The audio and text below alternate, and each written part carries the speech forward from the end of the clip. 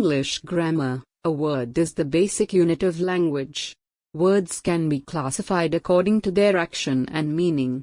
A word refers to a speech sound, or a mixture of two or more speech sounds in both written and verbal form of language.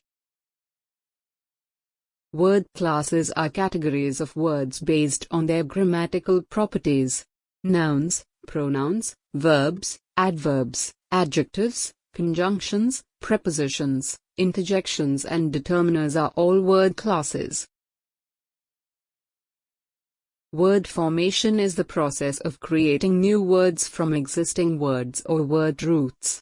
There are four main kinds of word formation: prefixes, suffixes, conversion and compounds.